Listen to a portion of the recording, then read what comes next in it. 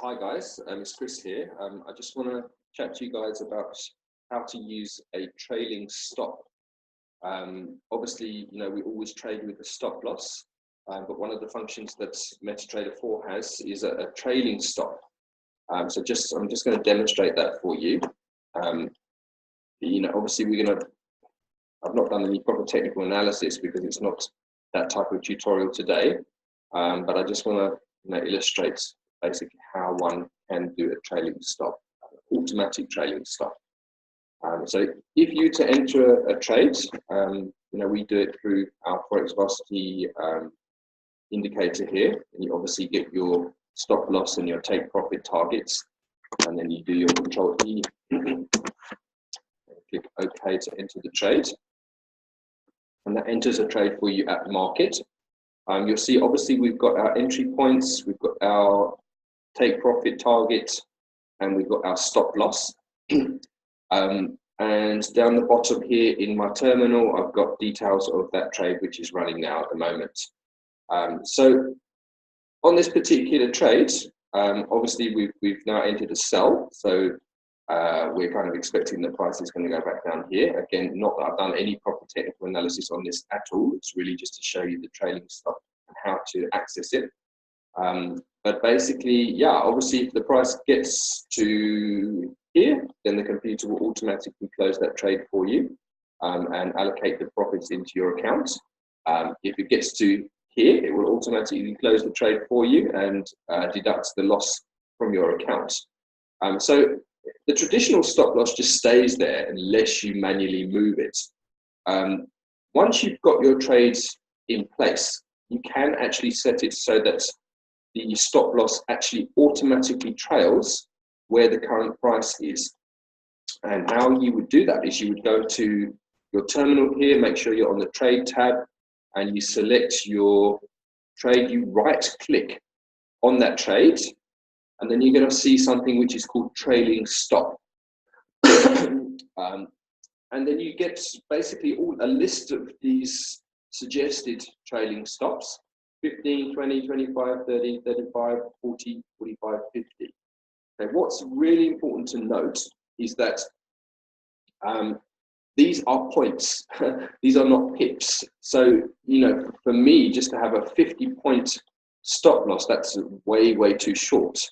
So a 50-point stop loss, just for guys that don't know, is the equivalent to 5 pips. That's a very, very short stop loss. So you basically, you want to go down to this little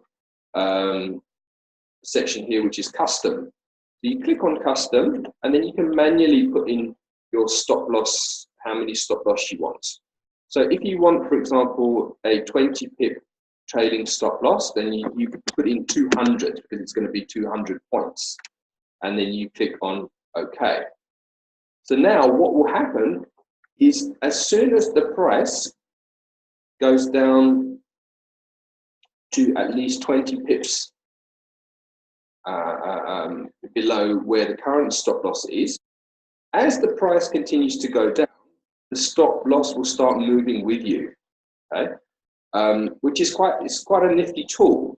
It's one of the ways that I would possibly use it is if I saw that my price was going to be near the take profit, but I thought maybe that it could still go down quite a lot further. So then what I would do is I would move my take profit down and put in a trailing stop here on the basis that if it goes back, it's going to stop me out.